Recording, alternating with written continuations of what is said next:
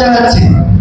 আর আমাদের ফুলগাজী উপজেলা যুবদলের সকল পর্যায়ের নেতৃবৃন্দের দৃষ্টি আকর্ষণ করে বলতে চাই, বিগত সময়ে বাংলাদেশে দুইটা পক্ষ ছিল। আওয়ামী লীগ রাষ্ট্র ক্ষমতায় ছিল, বাকি যারা ছিল আওয়ামী বিরোধী ছিল। কিন্তু বর্তমান সময়ে প্রেক্ষাপট পরিবর্তন হয়েছে।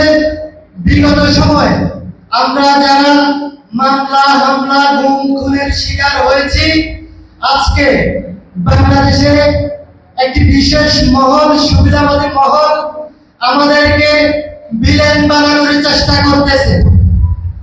আপনারা সবাই সতর্ক থাকবেন। ধর্ম ব্যবসায়ীদের ব্যাপারে আমাদের সবাইকে যে যার জায়গা থেকে সোচ্চার হতে হবে। তারা প্রত্যেকটা জায়গায় আমরা লক্ষ্য করছি, সোশ্যাল মিডিয়া কল্যাণে অনেক জায়গায় পায়ে পাড়া দিয়ে ঝগড়া করার চেষ্টা করছে। বাংলাদেশ জাতীয়তাবাদী দল এখনো বাংলাদেশের সবচেয়ে জনপ্রিয় দল। তারা ঈর্ষান্বিত হয়ে এই দলটাকে বিতর্কিত করার চেষ্টা করছে। আমরা এই ব্যাপারে সবাই সতর্ক থাকবো। সবাইকে ধন্যবাদ জানিয়ে আমি আমার বক্তব্য শেষ করছি। আসসালামু আলাইকুম।